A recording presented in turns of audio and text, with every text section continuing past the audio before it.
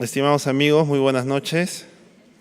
Mi nombre es Enrique León, coordinador general del LUN, y esta noche estaré a cargo de la presentación de los podcasts.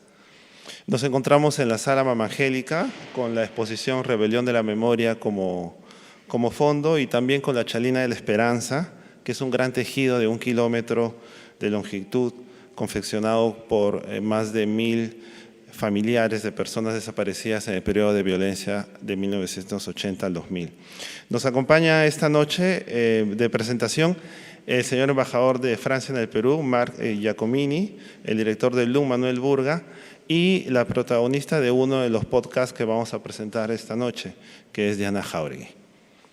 El LUN del Ministerio de Cultura ha desarrollado este proyecto Voces de la Memoria, una serie de podcasts que presenta la historia de hombres y mujeres afectadas por el periodo de violencia que vivió el Perú entre los años 80 y 2000. Este proyecto nació de otro proyecto, Narradores de Memorias, desarrollado por el Centro de Documentación e Investigación del LUN, que comprende la publicación de una colección de 12 libros y que se presentará el 2023. Estos podcasts tienen cada uno un o una protagonista que narra las situaciones de horror que vivieron y han sido recogidos para preservar el recuerdo de lo sucedido y propiciar reflexiones para la construcción de una cultura de paz.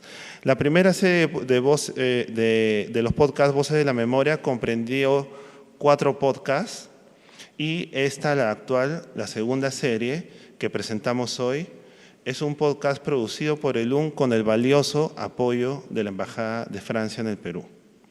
Y está conformado por 3 podcasts. El de Diana Jáuregui, que nos habla del caso de su padre asesinado, y de la masacre de Zoras, que escucharemos hoy además.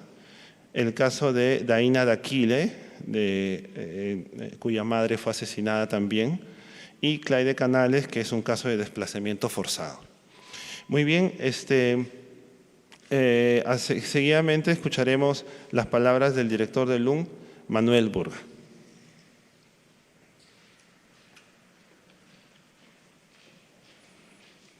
Muy buenas noches, señor embajador, señoritas acompañantes.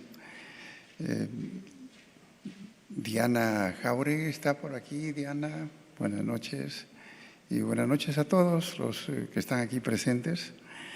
Debo decir rápidamente que, como ya lo indicó Enrique, que Voces de la Memoria es un subproducto de Narradores de la Memoria. Y debo anunciar que el proyecto Narradores de la Memoria, que se encuentra ya en la segunda etapa, que son los 6 siguientes volúmenes a los 6 primeros para completar los 12, que es un producto, uno de los productos de los cuales estamos orgullosos en el LUN. También debo decir, para agregar un poquito a lo que Enrique ha dicho, que además de ser un subproducto de Narrador de Memoria, es también un producto de las conexiones que se han establecido a través de los testimoniantes de los narradores. Curiosamente, el primer narrador de memoria ha sido Renato Alarcón Guzmán. Y Renato Alarcón Guzmán era hermano de Javier Alarcón Guzmán, que desapareció el 15 de diciembre del año 1989. Y Renato es papá de Daniel Alarcón Solís. Y Daniel Alarcón Solís es profesor en la Universidad de Columbia University de Nueva York, y él es el que dirige Radio Ambulante. Y Radio Ambulante es una radio de podcast. Entonces, solamente decirles eso, de que hay una serie de conexiones que nos han permitido que la experiencia de otros, que Radio Ambulante tiene como 8 años de experiencia en Nueva York, y los testimonios de otros que se convierten en Voces de la Memoria, en podcast que se van a difundir a través de nuestro Spotify y nuestro Radio LUN. Entonces, muchas gracias por la presencia de todos ustedes y bienvenidos y bienvenidas. Gracias.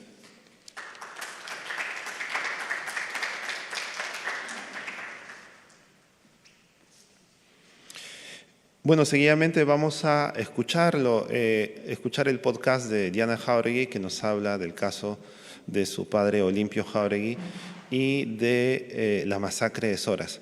Si bien los podcasts son unos productos que se escuchan nada más, son audios, pues nosotros hemos hecho una pequeña edición esta vez y hemos agregado algunas fotografías de Diana y su familia, para darle un poco más de contexto a lo que escuchamos. Entonces, la primera parte dura 9 minutos y medio y habla de la afectación de Diana. Y la segunda parte es el caso de Zoras. Adelante entonces.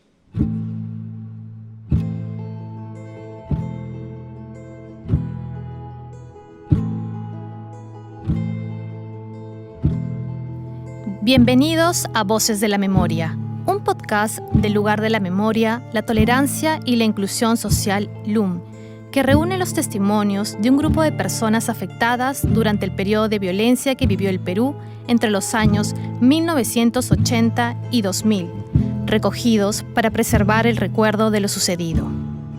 La historia que escucharemos trata el caso de Olimpio Jáuregui, narrada por su hija Diana, quien habla sobre la vida de su padre en la comunidad de Zoras, Ayacucho, de su asesinato perpetrado por el grupo terrorista Sendero Luminoso y sobre los hechos ocurridos en 1984 en su comunidad. También sobre su búsqueda de justicia y su lucha familiar por lograr la dignificación y reparación del Estado. Voces de la Memoria es un podcast de LUM realizado con el apoyo de la Embajada de Francia en el Perú.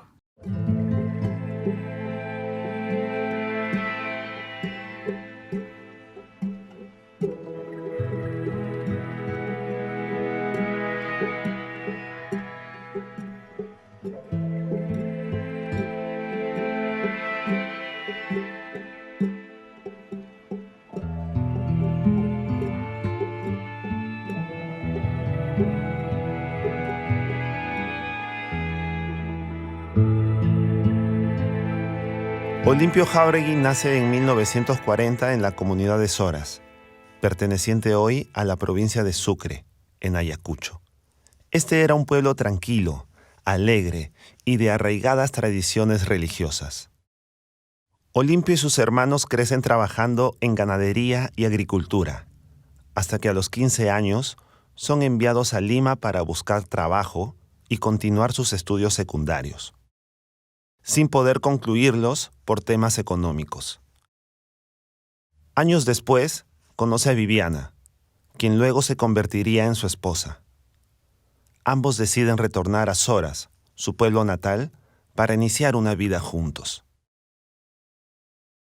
Yo personalmente he vivido una infancia, creo, la infancia más maravillosa que pudo una persona tener, porque si bien es cierto, mi pueblito es un pueblito muy, muy pequeño, muy alejado, pero lo teníamos todo. Olimpio había ocupado varios cargos dentro de la comunidad de Zoras. Fue gobernador, juez y presidente de la Asociación de Padres de Familia del colegio de sus hijos. Era conocido por su liderazgo, bondad y lucha por la justicia. A principios de los años 80, se inicia la actividad de Sendero Luminoso durante el gobierno de Fernando Belaúnde Terry. Un día aparecen en el pueblo de Zoras 2 sujetos desconocidos que se identifican como ingenieros. Se aparecieron en una festividad que era en septiembre, era la fiesta del danzante de tijeras. Andaban por alrededor del pueblo, nadie le prestó mucha importancia. La familia de Olimpio decide pasar unos meses entre enero y marzo de 1983 en la estancia que tenía su familia fuera del pueblo para pastar sus animales. De pronto un día decidimos mudarnos para la estancia del 83. Descansamos al subir a determinado lugar, ¿no? A la pampa, donde le decimos la tranca. Uno de mis hermanos se da cuenta de unas iniciales gigantes en ese cerro. Lo ve y le dice a mi papá. Se trataba de una pinta en la cual estaban escritas las iniciales de Sendero Luminoso. Meses después, al regresar a Zoras, se encuentran con pequeños grupos de personas jóvenes que se colocaban en las esquinas del pueblo. Cada vez los grupos eran más numerosos y su presencia se volvió una constante. Esta dinámica continúa hasta los meses de julio y agosto. Desde inicios de 1980 y más en 1983, empezaron a llegar profesores de ideología marxista, leninista, maoísta, senderista, los cuales compartían sus convicciones de manera abierta al punto de difundir estas ideas en los colegios. La mayoría de la gente no le importaba mucho, no estaba informado sobre el terrorismo, porque además hacía poco que aparecía Sendero Luminoso, entonces no le prestaba mucha importancia. Sin embargo, Olimpio se percata de lo que estaba sucediendo y de la ideología que se estaba implantando en las instituciones educativas de Zoras. Cada vez, la presencia de Sendero Luminoso era más notoria. Un día común y cualquiera, estábamos en la casa con mi papá, llegan a la casa, el perro ladra como usualmente le ladra a las personas extrañas. La mayoría de los niños en esa época no sabíamos que era un armamento, no, nunca jamás lo habíamos visto, nunca habíamos escuchado de un arma. Y cuando mi papá sale y nosotros atrás de chismosos también, ¿no? A ver quién era, me doy cuenta pues que eran dos personas. Estas personas ni siquiera tenían zapato, andaban con osota, o jota como le decimos, sus pantalones todos rotos, sus ponchos todos así rotitos, muy, muy gastados. Sus latitas de leche Gloria, eran varias latitas ahí amarradas en la cintura, algunos cuchillitos que se evidenciaban ahí y unas cosas pues de madera cruzadas en la espalda. A la voz de mando de estos muchachos, se les indica a todos los pobladores dirigirse a la plaza de la comunidad. Cuando llegamos, efectivamente, el 90% de la comunidad estaría ahí. Empezó la charla a decirnos que ellos eran los que nos iban a liberar del estado abusivo, de los perros del estado. De acá en adelante iba a ser felicidad porque iba a haber mucha igualdad. De este modo, estas visitas se volvieron parte de la rutina del pueblo y los miembros de Sendero Luminoso adquirieron una actitud imponente y amedrentadora. Así es como el grupo terrorista siembra el temor en los pobladores de Zoras. Entonces ahí es donde mi papá también ya empieza a decir, ¿sabe qué? Si nosotros vamos a seguir haciéndoles caso, ellos van a seguir viniendo así. Olimpio decidió no ir a las reuniones que imponían los miembros de Sendero Luminoso. Esas visitas que eran fugaces ya se hacían ya visitas más largas. Si se quedaban horas, luego se quedaban días, luego se quedaban semanas y cuanto más demoraban ya empezaban a conquistar a muchos jóvenes que acababan el colegio, convenciéndolos personalmente. Les lavaban el cerebro y se iban a visitar otros pueblos, ya les ponían sus latitas, también ya se los llevaban. Ante estos acontecimientos, los padres de los jóvenes reclutados se empiezan a quejar de las circunstancias. Los senderistas entraban a los colegios sin autorización de nadie para implantar la idea de una pseudo-revolución. En una de las semanas, mi papá se le enfrenta pública y abiertamente. Ustedes pueden venir a contar lo que quieran, pero a mí no me engañan. ¿Qué le están diciendo a nuestros hijos en el colegio? Por eso lo marca a mi padre. Había gente preocupada por la situación y otros que habían sido envueltos en el discurso dogmático de Sendero. Los miembros de este grupo pedían víveres y hospedaje a costa de amenazas. Además, empiezan a marcar a las personas que no estaban de acuerdo con su ideología, poniendo espías en puntos de reunión de los habitantes del pueblo que se oponían a ella. Aparecen anónimos en mi casa diciéndole que mejor se desaparezca del pueblo, que cierre la boca y que si no lo hace ya verá lo que le pasa. Su esposa e hijos le pedían irse del pueblo por las constantes amenazas, pero a pesar de ello, Olimpio quiso quedarse. Al llegar noviembre, ya se vivía un clima de tensión emocional en la casa de los Jáuregui. Sin embargo, el día 26 de ese mes de 1983 se cumplió lo advertido.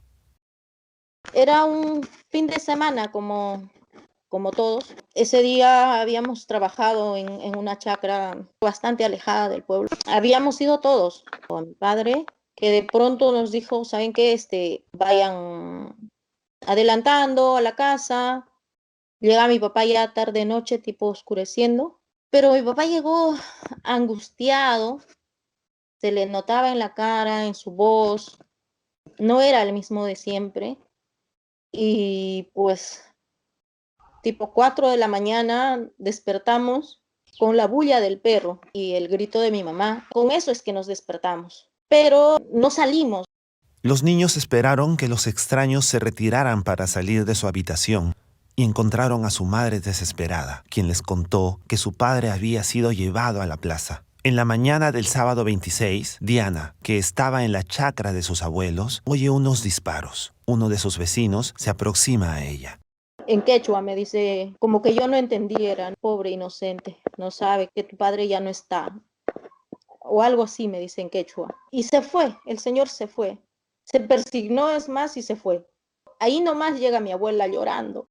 Al preguntarle a su abuela sobre lo sucedido, ella le responde que su padre estaba herido. Inmediatamente, Diana toma sus cosas y se dirige a su casa. Las calles estaban desiertas y en su camino divisa 3 charcos de sangre en la acera. Cuando llega a casa, se encuentra con varios vecinos y gente del pueblo y así se dirige hacia la sala en donde halla a su padre cubierto con una sábana.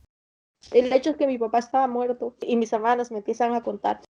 Sus hermanos habían salido a buscar a su padre y a su madre a la plaza de Zoras, en donde los senderistas habían congregado a todos los habitantes del pueblo con la excusa de una repartición de bienes. Al reunir a todos los comuneros, realizan un juicio popular. Estaban el juez de paz, Olimpio, y una tercera persona, todos con las manos amarradas por detrás y con los ojos vendados. Víctor Quispe Palomino, integrante de Sendero Luminoso a cargo de esa intervención, los obliga a que se arrodillen mientras los interrogan frente al pueblo sobre su posición respecto a Sendero. En esas circunstancias, ejecutaron a las víctimas. Olimpio luchó para esquivar los disparos, lo cual enfureció a Palomino, quien tomó el arma disparándole en la sien y terminando con su vida. Luego de aquel suceso, se prohibió que haya una ceremonia de duelo para los asesinados, o que siquiera los levantaran del suelo, amenazando a cualquiera que incumpla esta norma con la muerte. Toda la comunidad estaba en shock. Nadie decía nada. Las señoras solo lloraban disimuladamente. Los senderistas sometieron a los habitantes de Zoras al terror que habían implantado en ellos. Sin embargo, la esposa e hijos de Olimpio levantaron su cuerpo, dándole un entierro digno. Solo uno de los ejecutados sobrevivió a los disparos. Pasan los días y una persona conocida de mi mamá le dice, agarre sus hijos y váyase de Zoras, porque toda la familia que ha participado en el entierro de tu esposo va a ser asesinada el 8 de diciembre. Hay una lista ya, váyanse todos. De esta manera la familia se entera que Quispe Palomino estaba planeando una masacre en Zoras, en la cual eliminaría a todo aquel que haya desobedecido sus órdenes y haya asistido a los entierros. Uno de los familiares de Diana viaja a un pueblo vecino el día 7 de diciembre por la noche, alertando a los Sinchis, unidad antisubversiva de la Guardia Civil, sobre la masacre que se daría al día siguiente y pidiéndoles su intervención. La mañana del 8 de diciembre de 1984, los Sinchis se dirigen a Zoras, abriendo un camino por el cual los senderistas no puedan verlos llegar.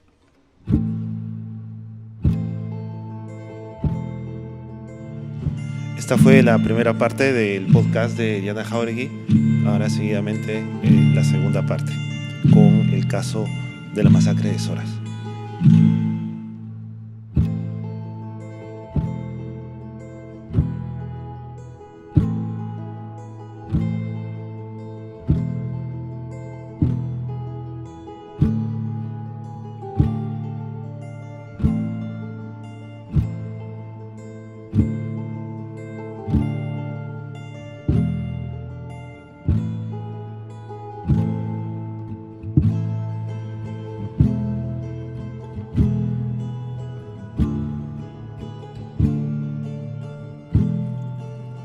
Alrededor de las 3 de la tarde, llegan los miembros de Sendero Luminoso, pregonando con un megáfono y congregando nuevamente a los pobladores a la plaza de armas. Ponían en el altavoz música, así también con megáfono, y decían, va a haber una gran fiesta esta noche, acérquense todos. Ahí fue que los militares se convencen efectivamente de que era verdad todo lo que había dicho mi tío, y que tenían que organizarse para la emboscada, para atrapar a Quispe Palomino. Los Sinchis organizan el plan de ejecución en cuestión de horas, ya que los senderistas habían citado a todos los habitantes a las 8 de la noche. De este modo, deciden hacer la emboscada en el lugar donde se ocultaban los senderistas y así atraparlos antes de que ellos pongan en marcha su plan. Aquel día anocheció temprano. Las indicaciones que los Sinchis le dieron a la familia Jáuregui fueron dirigirse a la casa de la abuela de Diana y no salir de allí hasta que todo haya terminado. Aquella vez no vivíamos con reloj, no había acceso a la hora. Calculo que serían 7. Se desató una batalla. Se inicia un combate entre Sinchis y senderistas que no cesó hasta la madrugada.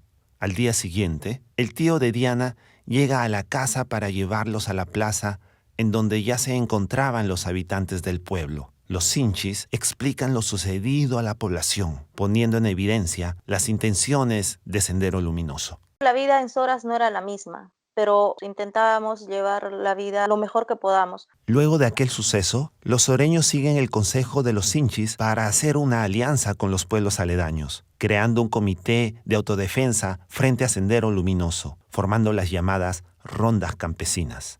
Este acuerdo entre el pueblo y las autoridades quedó registrado en el libro de actas, con las firmas de los líderes de las comunidades que se habían comprometido a ser parte de la lucha contra los terroristas. Sabíamos que había mucha gente ya conocida. De la mayoría de los pueblos ya habían reclutado gente, sobre todo varones. Los Sinchis se acercaban a los pueblos para hacer guardia, mientras que los ronderos partían a caballo e iban armados en busca de los senderistas. Los Sinchis habían entrenado a los pobladores para que les comunicasen cualquier incidencia que pueda ser de utilidad. En mi inocencia, en el sufrimiento que llevaba por mi padre, yo decía, lo único que quiero es que se mueran. El día que se mueran voy a estar tranquila. Pero cuando al fin eso sucede, lo ejecutan, yo creí que me iba a sentir feliz. Y no sucedió eso. Ahí entendí también de que nada de lo que pase, así muera Quispe Palomino, no me va a devolver a mi padre. Era 1984 y los pueblos seguían organizándose. Todo esto llegó a oídos de Quispe Palomino, quien dejaba en distintos puestos banderas rojas y pintas con amenazas. O sea, Víctor Quispe Palomino estaba esperando la oportunidad para atacar. Precisamente lo que él hizo fue todo muy calculadamente, porque ahora sabemos que Quispe Palomino había tomado por asalto la comisaría de Coracora. Había un puesto policial. Los efectivos habían estado jugando un partido de fútbol. Los miembros de Sendero Luminoso llegan a las puertas de la comisaría, llevándose todo. Se disfrazan de militares e interceptan a un bus de la empresa Expreso Cabanino que seguía la ruta de Puquio a Soras. Al subirse al vehículo, piden a los soreños que se identifiquen mediante sus libretas electorales y los separan del resto de pasajeros, ejecutándolos con palas, picos y piedras. Luego de esto, el bus sigue su curso hasta llegar a Chaupihuasi, en donde congregan a los pobladores en una escuela, procediendo a cerrar las puertas de los salones. Los asesinan ahí en Chaupihuasi, a todo aquel que era soreño. Los pasajeros siguen su ruta junto a los terroristas, hasta llegar a Soras. Tipo 7:30 para 8 de la noche, en la tranca suena el claxon del bus. No se divisa el bus, pero sonaba insistentemente. Mi tía, que es la hermana de mi mamá, y aquella vez, en ese momento, ya era el alcalde, mi tío, la misma persona que fue a pedir ayuda a los Sinchis desde un inicio. Ellos eran los que atendían la agencia del bus cabanino. Los ronderos van al alcance del bus, presintiendo que algo había sucedido, guiados por el alcalde de Soras. Al ver a un grupo numeroso de personas, Pensaron que se trataba de los militares, a pesar de que ese mismo día ya habían recibido su visita. Esa misma mañana, los militares recibieron una alerta en otro pueblo, dejando a Soras desprotegido. Y era una fila extensa de terroristas, de aparentemente militares, ¿no? En la agencia estaba mi tía con sus hijitas, esperando que llegue el bus y que además su esposo con los ronderos habían ido al alcance para que mi tío vaya y les abra el consejo, que es donde tendrían que hospedarse y descansar hasta que lleguen. Se oyen gritos, seguidos por ráfagas de balas. Desde que entraron al pueblo y lograron todo su cometido, no ha pasado más de 2 horas. El tío de Diana y el alcalde de Soras fallecen en aquel atentado del 16 de julio de 1984. Los sobrevivientes salen a dar el alcance a los militares al pueblo vecino, encontrando cuerpos en el camino. Fueron más de 100 personas las que perdieron la vida ese día. Luego de este suceso, las rondas se mantuvieron. La gente ya no trabajaba en el campo por miedo. Varios habitantes del pueblo migraron a Lima. Los profesores no volvieron más. La educación decayó. Era una pesadilla la vida allá, pero no podíamos salir. Nos agarrábamos de los soldados para que no se vayan. Y créame que los soldados se iban llorando. Les dábamos tanta pena, sabían lo que iba a pasar. Y decidimos venirnos para Lima el 86. No teníamos familia acá. A mi mamá hizo lo que pudo para sacarnos adelante. Ninguno de nosotros pudo estudiar una carrera. En Soras pusieron una base militar para la protección de las comunidades. Los militares, la mayoría jóvenes, jugaban con los niños y convivían con la población. Años más tarde, en 1994, estos fueron cambiados por otros militares, quienes empezaron a abusar de su poder, lo cual hizo que se cerrara la base. A pesar del asesinato de su padre y de la masacre cometida por Sendero Luminoso en Soras en 1984, Diana no tenía aún la partida de defunción para poder acceder al proceso de reparaciones. Para el Estado, mi papá y toda la gente que murió en Soras seguía viva. Diana empezó a buscar recursos para llevar a oídos del Estado lo ocurrido en Soras y cerrar así el capítulo de la muerte de su padre. En el año 2010 se dirigió a su comunidad para hablar con los pobladores y conseguir su apoyo. En una primera instancia, proceden a exhumar los cuerpos y años después, durante el gobierno de Ollanta Humala, el Ministerio Público, en la persona del fiscal de la Nación, permite que se judicialice el caso. Con eso ganábamos que nuestros padres sean reconocidos efectivamente como difuntos, pidieron perdón al pueblo de Soras, y para mí eso fue muy significativo. De todas las comunidades de Ayacucho, Soras no accedía a las reparaciones del Estado al ser considerada una comunidad que no necesitaba de esa ayuda. Por ello, varias víctimas empiezan a trabajar en la ciudad de Lima para ser reconocidas como tales y así ser beneficiarios del programa de reparaciones. Durante esta gestión, Diana es elegida como representante de la Asociación de Víctimas de Soras en Lima en el año 2012. El descubrimiento de las fosas comunes, años después del atentado, permite identificar un total de 117 cuerpos de pobladores de Soras y de comunidades vecinas. Gracias a Dios fuimos gente de bien, pero estoy segura que si mi padre hubiera vivido, no hubiera tenido esta vida. Mis hermanos y yo hubiéramos sido diferentes. Y yo por eso digo que el terrorismo para mí, para mi familia y para mi pueblo fue lo peor que nos sucedió. Solo nos trajo desgracias, mucho sufrimiento. Yo espero que el terrorismo en verdad no vuelva nunca más. Yo busco que el Estado reconozca que nos ha descuidado, que no nos protegió como era debido y que por eso es responsable de, de la calidad de vida que tenemos y por eso exigimos una reparación.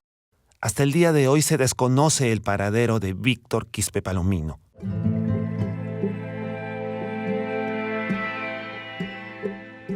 El El testimonio que acabamos de escuchar fue recogido durante el desarrollo del proyecto Narradores de Memorias, colección de 12 publicaciones elaborada por el Centro de Documentación e Investigación de LUM. Voces de la Memoria es un podcast de LUM realizado con el apoyo de la Embajada de Francia en el Perú.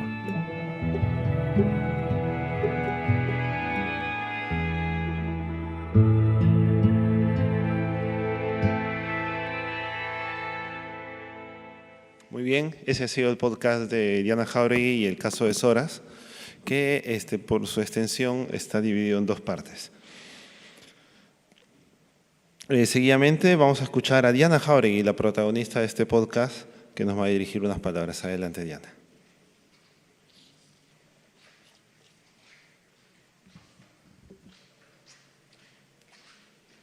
Buenas noches con todos. Buenas noches, señor embajador. Buenas noches, don Manuel, y a todos los que me han invitado a esta linda noche de presentación. En realidad vine con muchas ideas, sin embargo, me bloqueé un poco al escuchar el audio. Pero, bueno, puedo decirles que lo que motivó a llevar a cabo este proyecto, participar en este proyecto, lo que me motivó fue precisamente esto que estoy haciendo hoy día: tener un espacio, tener la oportunidad que me oigan, tener la oportunidad de decirles tantas veces pueda lo que ha sucedido en mi pueblo, con el objetivo de que las generaciones actuales sepan lo que ha pasado exactamente en el Perú, en mi pueblo y en muchas otras comunidades tan lejanas y tan pobres como la mía. Lo que tengo que decirles es que el terrorismo ha traído mucho dolor, mucho sufrimiento, mucho retraso. La insanía de la lacra terrorista, la insanía del pensamiento Gonzalo, trajo mucho dolor a mi familia, a mi pueblo. Un dolor y sufrimiento que ahora muchos jóvenes no lo entienden, no lo saben, no lo quieren saber, y más bien oigo que lo justifican, y sobre todo estos últimos años aún más. Los que antes se ocultaban porque tenían acusaciones por terrorismo, ahora salen muy empoderados y a justificarse y más bien perseguir a los militares. En Soras hemos sufrido una demencial masacre, una noche terrorífica donde asesinaron a más de 100 campesinos inocentes que no le hicieron daño a nadie, de la peor manera, con picos, con palas, con hachas, con piedras.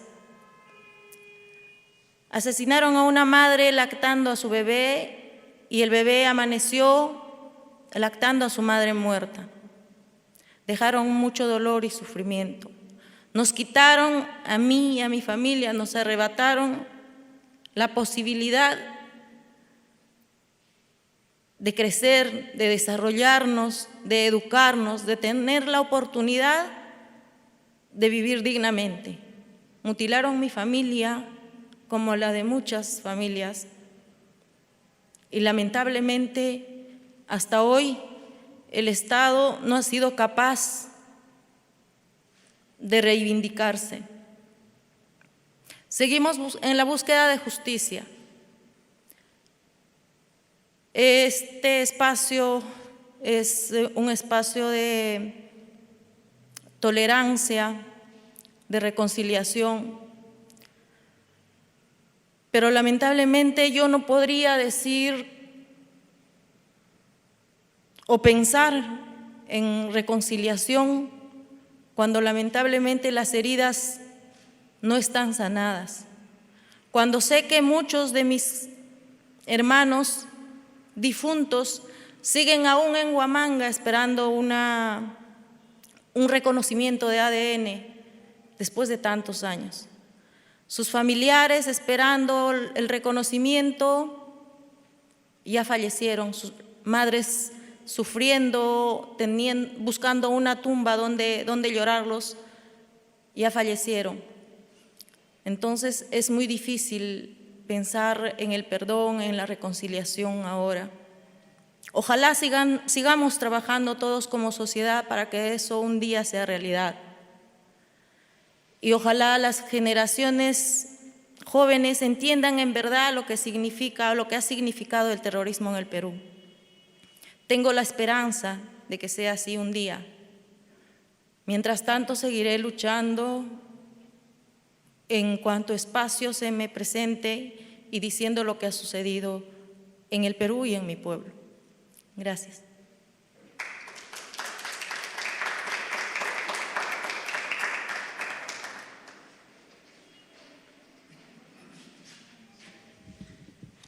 Muchas gracias, Diana.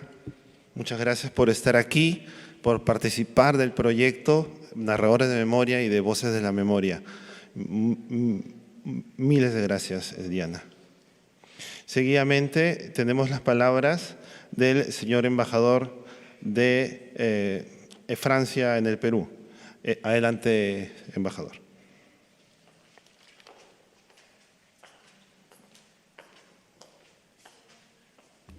Muchas gracias. Buenas noches con todas y todos. Es muy difícil pronunciar un discurso después de un testimonio tan potente, pero voy a intentar hacerlo.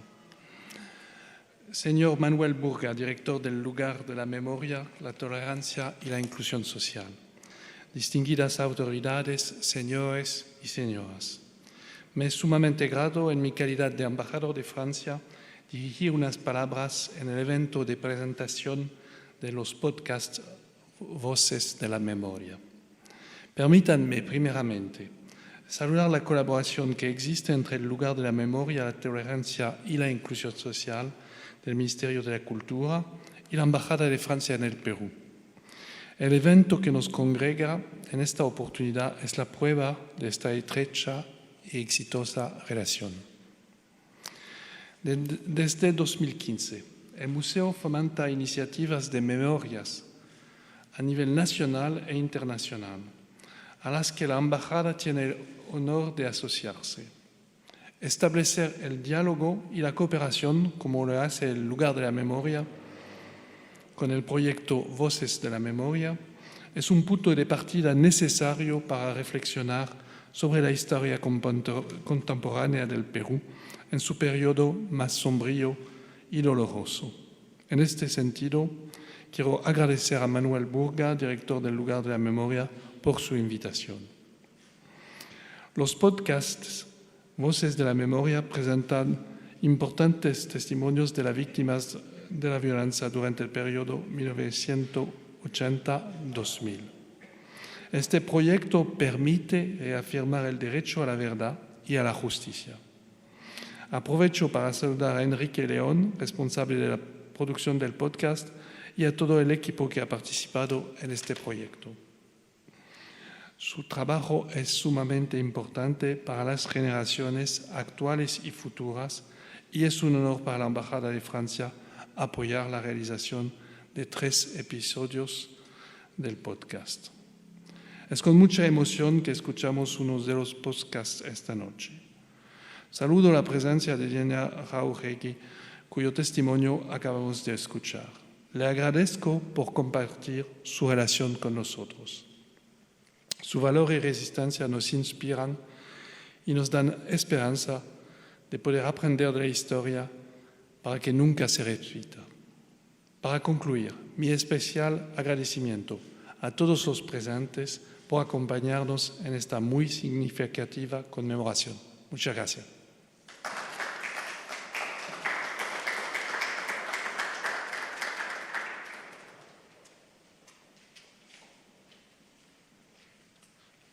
Muchas gracias, señor embajador Marc Giacomini, por su presencia y por el enorme apoyo de la Embajada de Francia en la realización de estos podcasts. Seguidamente vamos a tener una presentación musical como cierre ya de esta presentación. Nos acompaña Dayan González. Ella es una artista ayacuchana, difusora e intérprete de la música y cultura andina, fusión, y acompañará esta presentación con una presentación andina contemporánea. Dayan González proviene de una familia de cantantes, inició en el canto a los 5 años. Ha participado en diversos concursos desde el 2006 y bueno, se ha posicionado ya en el área de la música y el arte desde bastante temprana edad. Entonces, les dejo con Dayan González. Bienvenida, Dayan. Adelante.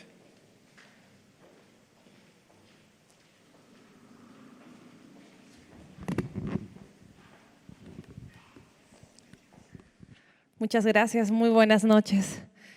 De igual manera me presento. Mi nombre es Dayan González, ayacuchana neta, originaria y difusora de nuestra música ayacuchana, de nuestra cultura.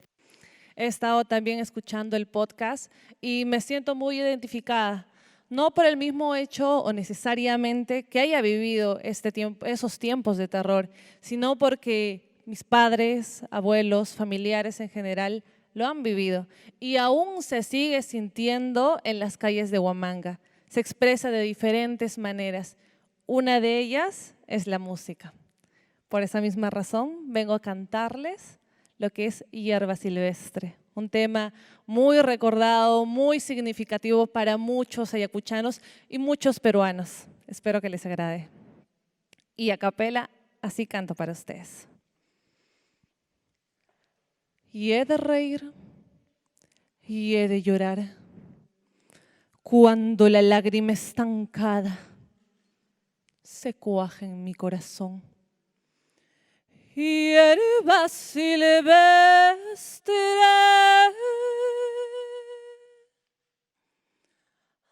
aroma puro. Hierba silvestre,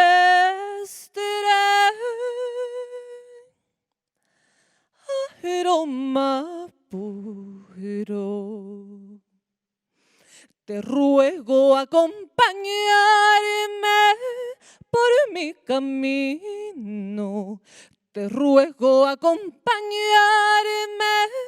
por mi camino. Serás mi bálsamo y mi tragedia. Serás mi bálsamo y mi tragedia.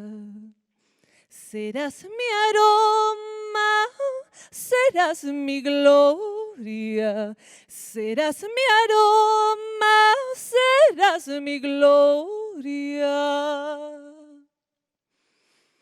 Llueve como si estuviera llorando el cielo y las punas están más heladas que la nieve.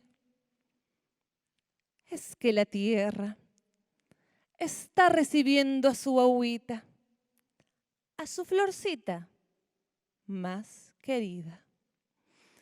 Que la montaña me acobije, que la montaña me la cobije y que el cielo me responda y que el cielo me responda.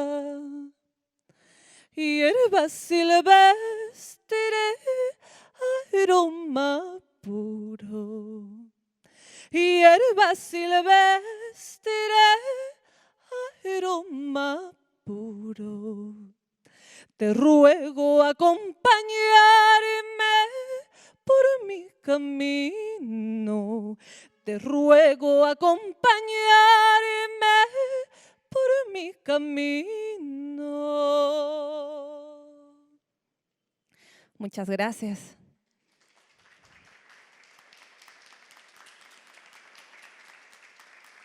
Gracias. El siguiente tema que quiero dedicarles, disculpe por no acompañar con un marco musical, por razones propios del guitarrista no pudo haber llegado, pero aún así estoy aquí para poder seguir difundiendo nuestra música yacuchana. Acotando un poco los temas que estoy cantando, el próximo es Maíz, Maíz Hermano. Muchos de los temas que se ha compuesto en los tiempos de terror fueron creados de una manera anónima, con el objetivo de evitar ser identificados y así obviamente asesinados. Por medio de la música han expresado sus sentimientos, dolor, rechazo, tristeza, desesperación. Pero aún así siguen vivas o seguimos recordando estos tiempos por medio de las canciones ayacuchanas. Maíz. Maíz, hermano, granito eterno,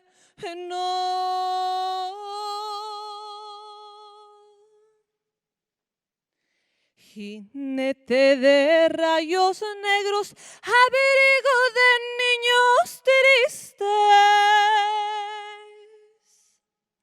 Si al silencio te condenan, ruges en las cataratas y eres fuego.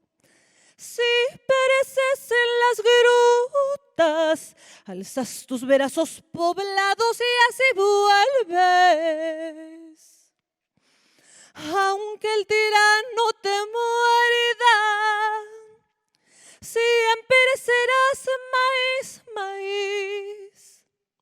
Aunque te arranquen los ojos, siempre serás maíz, maíz. Himnos de bravas calandrias, Huachapacalpahuaño y Picausa Chijní, pancitos de la ternura,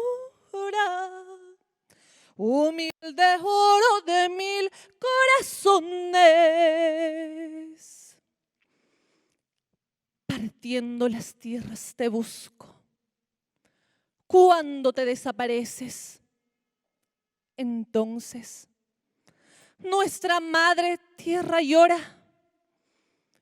y viene la lluvia a acompañar el río y vuelve a crecer el maíz por las alturas, por los pedregales, por los valles, por la vida. Rumita chichtarimosepan, chincaptiki mascamoiki, alpamamanchi huajapti, para yasmayum brincamos. No harás la brisa más reseca, eres el nido que abriga la esperanza. No eres la garra del cóndor, eres el vientre que brota nuevos hijos. Remando en nuestro ataúd, volveremos y volveremos. Remando en nuestro ataúd, volveremos y volveremos. Romperemos crueles sables, mi amor. Será un panal nuestros labios y despertará el cadáver, mi amor. No sangrarán las florecitas y despertará el cadáver. No sangrarán las florecitas. Muchas gracias. Muchas gracias.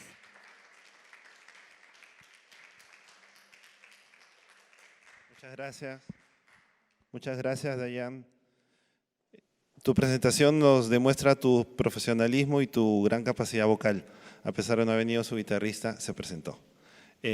Muchas gracias. Entonces, con esta presentación musical hemos concluido esta presentación. Les agradecemos a todos su presencia y les invitamos al embajador, a Manuel, para una foto final aquí, a Diana también, por favor, a Carla también, Carla Salazar, que nos acompaña de la Embajada de Francia. Y a todos ustedes les agradecemos la presencia. Buenas noches.